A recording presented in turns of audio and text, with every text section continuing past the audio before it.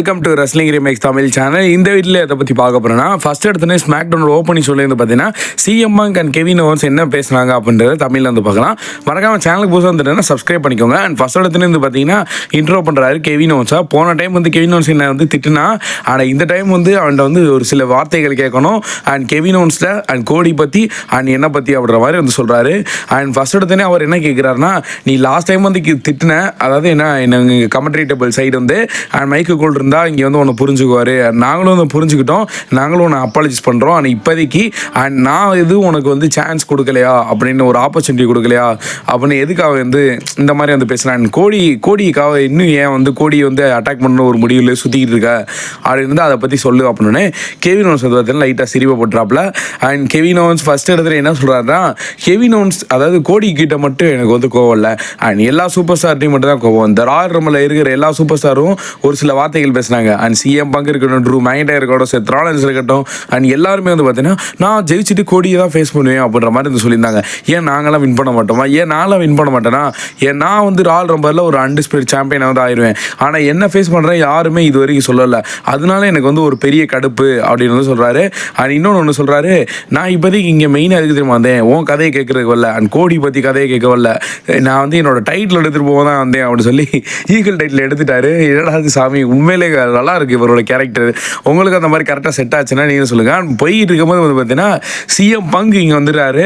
And best in the world இன்னைக்கு CM பங்க்கும் and சாத்தான் Kevin ஓவன்ஸும் என்ன பேச போகிறாங்கன்றதை வந்து பார்த்துடலாம். அண்ட் கெவின் ஓவன்ஸும் சிஎம் பங்க்கும் 2 பேரும் ஃபேஸ் டு ஃபேஸ் நிற்கிறாங்க.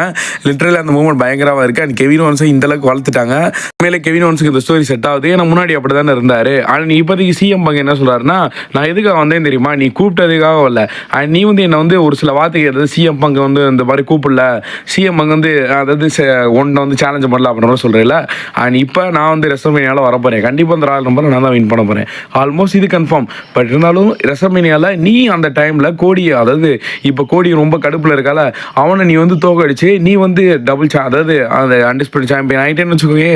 டேரெக்டாக வந்து நான் வந்து உன்னை வந்து சேலஞ்ச் பண்ணுறேன் ரெஸ்லமேனியாவில், எனக்கு தேவை இந்த டைட்டில் தான், நீங்கள் யார் வந்தாலும் கவலை இல்லை அப்படின்னு சொல்கிறாரு.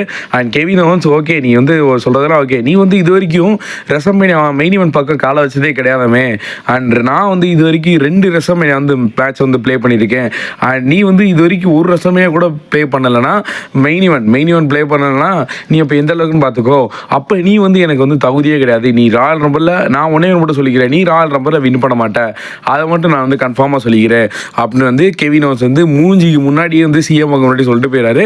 அண்ட் இவங்க 2 பேரும் வந்து சிஎம் பங்க் வந்து கடுப்பாயிட்டா. அப்படின்னு ஒன்று சொல்கிறேன்னா, நீ வந்து ஒரு வயசான ஒரு ஆள், அண்ட் வயசான ஆள் மெயின் ஈவென்ட் பண்ணலாம் வாய்ப்பு அதாவது தேடக்கூடாது அப்படின்ற மாதிரி சொல்லிடுறாரு. அண்ட் சிஎம் பங்க் நீ வெயிட் பண்ண நான் சொல்கிற கதையை மட்டும் கேட்குறியா, நான் ராயல் நம்பரில் இது வரைக்கும் 4 டைம் வந்து வின் பண்ணியிருக்கேன், ஆனால் நீ ஒரு டைம் கூட வின் பண்ணதில்லை. இன்னொன்று தெரிஞ்சுக்கோ, நீ வந்து இந்த லோகன் பால்கிட்ட தோற்றிருக்க தெரியுமா, அதில் எவ்வளோ பெரிய அசிங்கம் அப்படின்னே மூஞ்ச சுருக்கிக்குவார். அண்ட் நான் வந்து அவன் பக்கம் கூட எட்டி பார்த்ததில்ல, ஏன்னா அவன்கிட்ட அது தோணலை. அண்ட் இப்போதைக்கு நான் நல்லா சொல்லிக்கிறேன், நீ அங்கே இருப்பே இல்லையோ, எனக்கு அந்த சாம்பியன் தான் தேவை, ஆனால் அதுக்கு முன்னாடி நீ வந்து என்ன பெஸ்ட் இந்த வேர்ல்டு நான் வந்து ப்ரூவ் பண்ணி காட்டணும்ல, அண்ட் நீ வந்து இப்போதைக்கு நீ இங்கே ரிங்குக்குள்ளே இங்கே இப்போயே வந்து பார்த்தீங்கன்னா சண்டை வச்சுக்கலாம் அப்படின்ற மாதிரி சொல்கிறாரு. அண்ட் கெவின் ஓவன்ஸ் சாம்பியன்ஷிப் கீழே வச்சுட்டு வருவார்னு பார்த்தா வரல. அண்ட் கமெண்ட்ரி சைட்லாம் ஒருவேளை நாளைக்கு இந்த சண்டைனால கோடி ரோடோட சண்டை பாதிச்சிருச்சுன்னா அதனால வந்து பார்த்தீங்கன்னா போயிட்டாரு அப்படின்னு சொன்னாங்க.